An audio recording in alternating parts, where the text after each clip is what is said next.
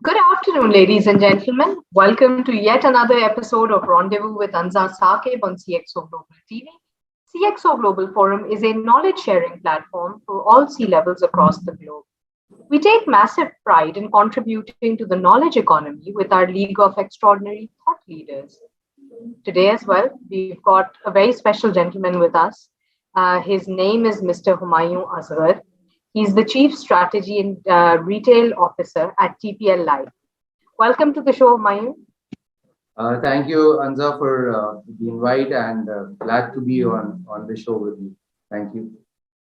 So, tell us a little about your journey, the professional one. Where did it begin? What courses perhaps you studied, and how did you end up here? Because TPL is a big name in Pakistan, mashallah.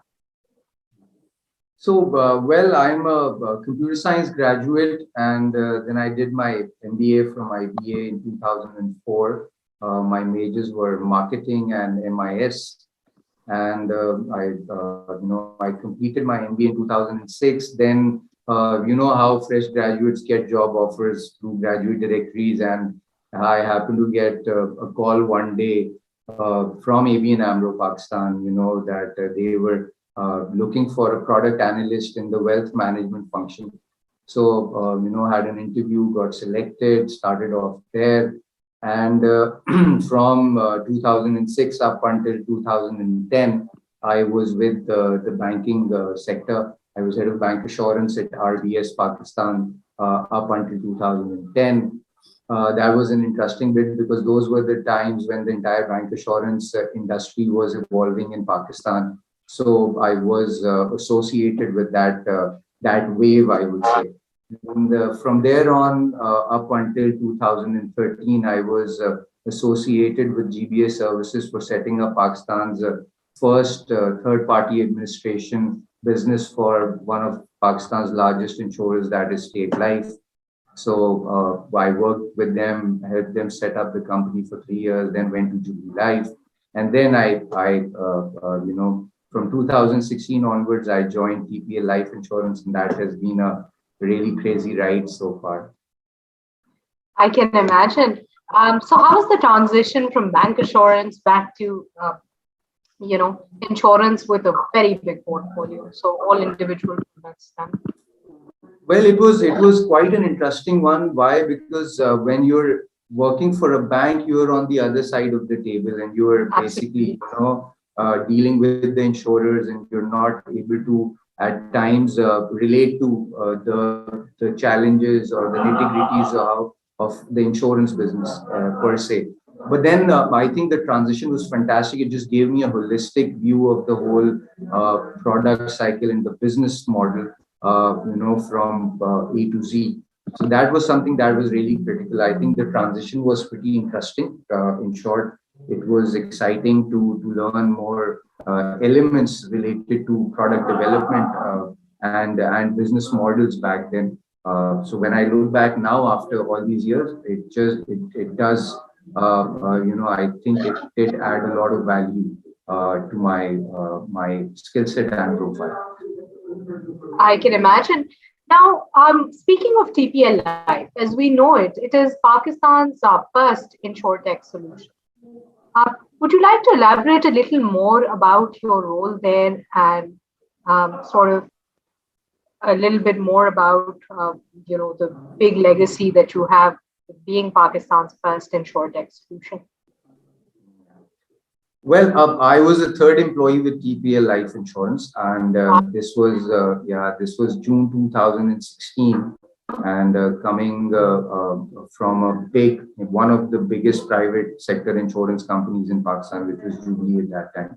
So it was a pretty big leap, I would say, to come to a company that was just being acquired by another group and then setting it up and translating the vision of the board into an executable strategy. So the excitement is still there after 6 years as well. We did some fantastic work with regards to transforming or introducing the insurtech world within Pakistan's insurance sector. You did refer to us as Pakistan's first insurtech. I would like to add that we, as of today, we are the only life and health insurtech of Pakistan.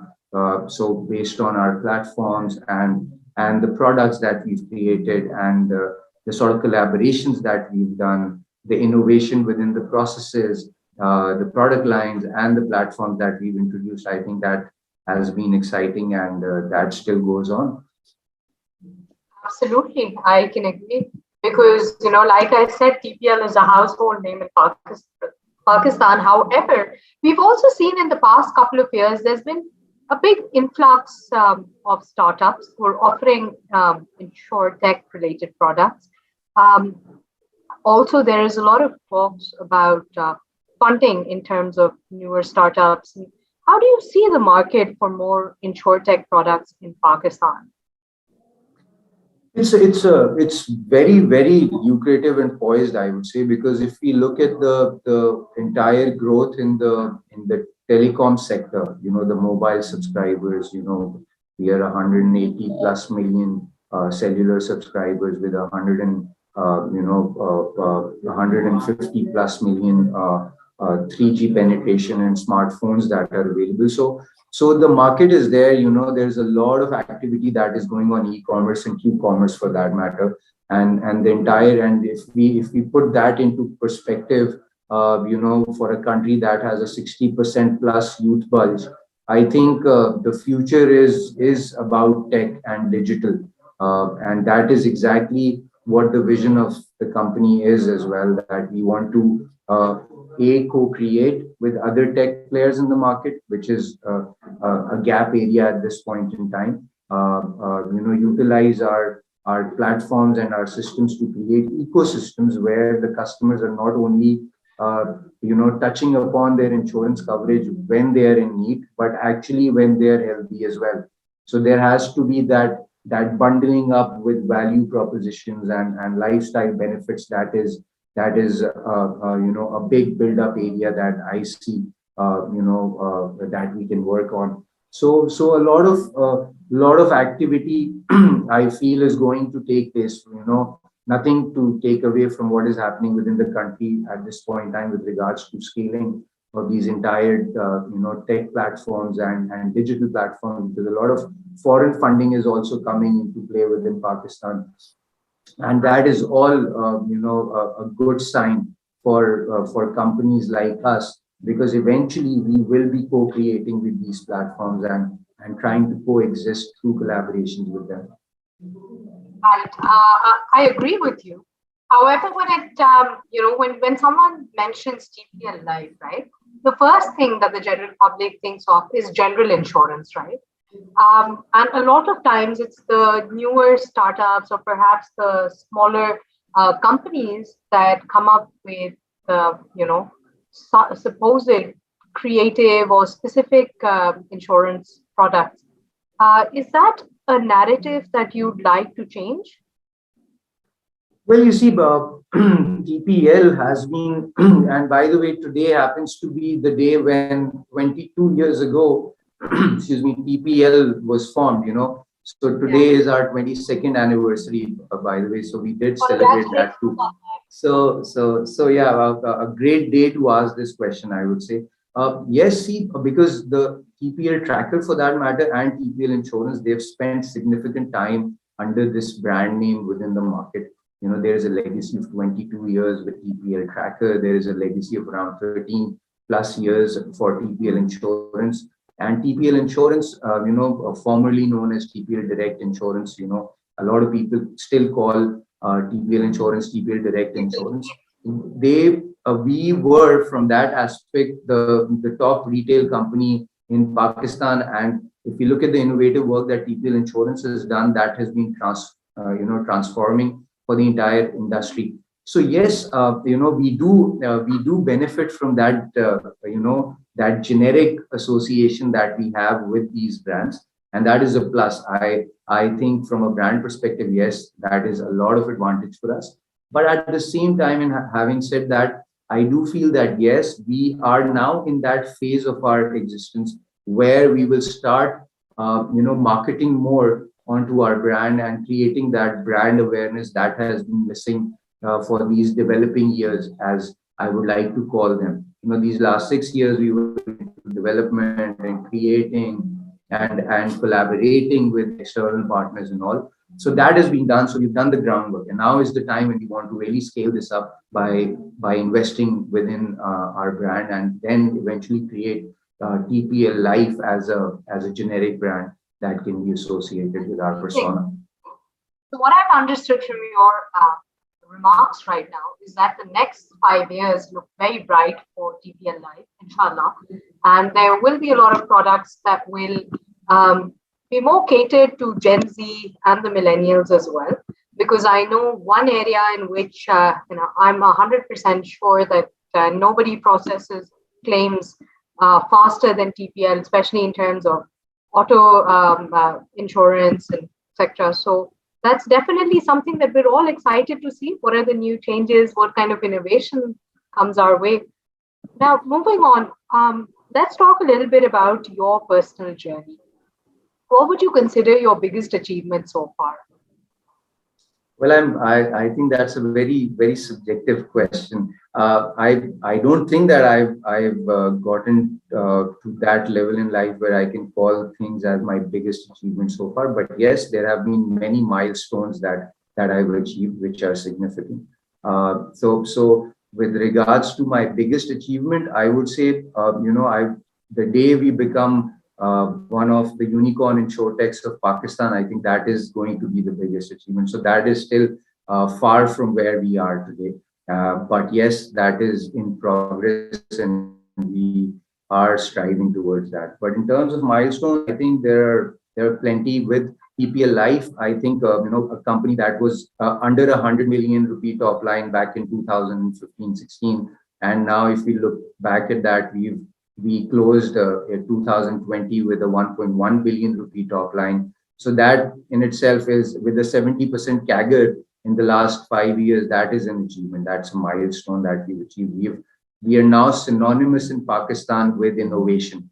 I go to these banks and I meet these, prospect partnerships, and they say that, yes, we have inquired about TPL Life, and people say that if you're looking for innovation and agility, then TPL Life is the company that you should work with. So these are, again, these are the feathers that I would like to put into my cap. Yes, that we've managed to create that, and then the kind of work that we are doing with regards to tech integrations with telcos, with banks, is something that is going to be the game changer for us. For example, we're the only company in Pakistan that offers a usage-based model, where while you're traveling by road, you can activate insurance for 4 hours. And now the icing on the cake is that you don't need to pay from your debit credit card, but you can actually pay from your talk time, which is your Jazz balance or your Telenor talk time balance. So those are the kind of things that I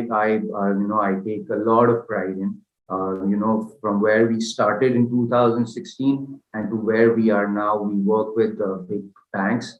We are digitally connected with a lot of banks and partners, and so a lot to be proud of, I would say. But yes, the biggest achievement for us will be the day that we are valued at over $1 billion. That is what the ultimate play is. We hear the bell at NASDAQ, right? Is that what you're looking definitely. I would definitely. I think our board of directors would be happier. They'll be more happy than me. All the best for all your future endeavors and the company. And obviously, we want to see more Pakistani companies progress. And today as well, it was very interesting, but we saw Swivel that got listed recently at NASDAQ. So that was a proud moment for a lot of Pakistanis. So we just feel that more and more Pakistanis are making very big global name for themselves. Moving on, let's talk a little bit about what inspires you to show up daily at the workplace.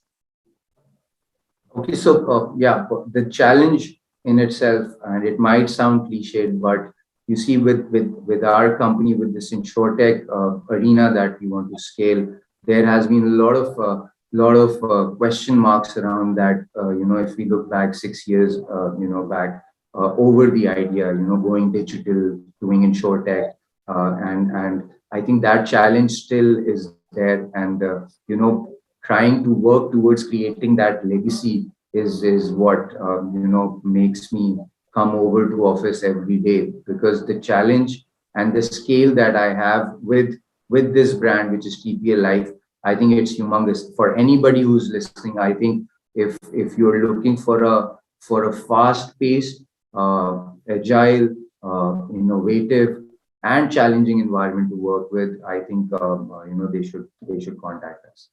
So that's what drives me and makes me wake up every day and show up again. That's amazing. So, since you are in a leadership position as well, let's talk a little about managing people, right? What do you think makes you a good leader? What makes me a good leader? I think as a leader, what is more important in today's era is to have that EQ level. IQ, not IQ, but EQ. I think if you can step down from the pedestal and are able to relate with your peers, not, I wouldn't try like to call them devotees or anything, but the peers that I work with, my colleagues, there is always something that I can learn from them, and there is something that always that I can share with them. So that is one of the key qualities of a leader. I feel, and that I would like to say, or assume that yes, I do have that kind of thing with my colleagues. At the same time, I think as a leader, you've got to step up the game whenever needed. You can't just be hands off. You've got to be very, very hands on. People might call it macro management as well, or micromanagement. But at the same time, I think that is very critical for today's company, especially that are digital. That every single individual is part and parcel of the whole process and journey.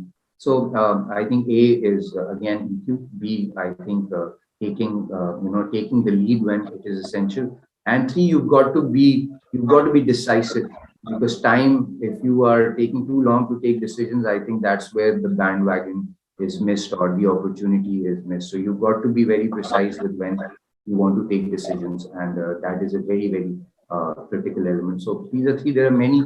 I think there are 26, 28 traits that a good leader has. And you've highlighted three of the most important ones, and thank you so much for sharing those insights. Now, moving on, I was reading a report by the World Economic Forum, and it was very enlightening, because they talked about the fact that post-pandemic, a lot of the big companies, the only way that growth, vertical growth, is going to be possible is through multi-stakeholder partnerships. So we know that TPL is known for signing. I know every couple of months I see one MOU or the other being signed. So how important are partnerships and strategic alliances? Well, I think they are of paramount importance. Why? Because as an insurance company, going directly to a customer always has a cost of acquisition element. So, and that is where companies falter during early years of their inception as well, that they try to poach customers directly. And so in a way, what they're trying to do is they're trying to reinvent the wheel with added costs. So that is where B2B to C collaborations become critical for any organization, and for us as well, because there is someone out there, some entity, some brand, some organization that has captive audience and customers. So what is important is that if I can create a value proposition and I can collaborate with that entity, so the cost of reaching to those customers reduces for me significantly. So that is something that the play has to be really considered around that B2B to C collaborations are critical from reaching out to customers' point of view as well. Second, I think from value added perspective, where you want to give customers something that they can enjoy while they're not accessing their insurance policy. So for that matter, you need to tie up with these FMCG brands, then you need to tie up with these lifestyle brands. And then there are, other financial services that you can tie up with. So that ecosystem development, which is missing in Pakistan at this point in time. But if you look at China and, China, if you look at Good Doctor, I think Good Doctor, I'm in love with that solution. Why? Because that is an ecosystem that is a mix of online and offline. So, you don't need to fall sick, but you can access it anytime. So that is again a classic example of this cross pollination, I would say, and collaboration strategic type. So I think they are of immense importance for any company, not just us, but for any company, whether big, medium, or small. I think that is a trick that probably one needs to adapt. Beautifully put and very sound advice. You're not only well versed in your subject, but also very eloquent. So I must commend you for that. Moving on, and I'm sorry we're coming towards the end of today's session, but I would like to ask you just a couple of more questions. So, Please go ahead. So when we talked about, you've shared a lot of good advice with us today, not just for mid-career professionals. I think also on a corporate level, a lot of C-levels, who are perhaps working in different segments will be inspired, to say the least. However, what was the best piece of advice that you have ever received, and from whom? Well, I can't name from whom, but okay. So one advice that I received, I think a year and a half, from somebody who very inspiring to me, and she's one of the people that I do look up to. I still work with him. So he had told me that decide what you want to do in life. Do you want to just flow with the current and leave things to chance and destiny, or you really want to swim against the flow and create something that is lasting? So I think that is something that has stuck to me, and I really, really, really, I follow it to the T every day. That if I want to achieve something different, I've got to do something different in life on a daily basis. Otherwise, I am going to be the same. The second, I think, Mr. Michael Jordan, that I still recall. I used to have this printout when I joined ABN AMRO, and I used to have it in my cubicle. It said something like that: I've failed more than 50 times, and I've missed more than 500 shots. And my team expected me to take that winning shot, and I missed it 26 times. But I tried and tried and tried and tried, and that is what made me succeed. I think that is something that is true to the T. That failure is not, it's not the end game. It is the beginning, because then you have that experience that you can use and you can improve and do a better job at it. So yeah, these two, I think, are pretty close to my heart. Absolutely, very well said. So towards the end, I would like to ask you, what do you think is the utility of forums like CxO Global? Well, I think I've been following you guys up since a long time, and I think it's a fantastic platform, because whatever we've just spoken about, during this interview, and where I've touched upon where my brand is, and what kind of products do we have, and what is our persona. I think if I had to go out there in the market to take this message to people, I would have had to spend a lot of money as a company. So I think you guys just make our job easier. And that is one element. Then the thought leadership across the industry and other sectors that you guys have access to can actually open up and enable us to co-create with other industry players within the Pakistani market. You pointed out in a question that how important is partnerships and collaborations are. I think you guys, this forum is the door to that collaboration. So yeah, I think thank you for basically allowing me to express myself there. Thank you very much, Humayoon. It's been an honor and a privilege for us. Please keep contributing to the knowledge economy. We hope to hear more from you soon. Right? Inshallah, looking forward to it. Thank you very much. And ladies and gentlemen, that will be all for today. Please keep tuned, keep watching. We'll join you next time with another very interesting guest. Up until then, keep us updated with your comments and feedback. That's me signing. Thank you. Thank you. Bye-bye.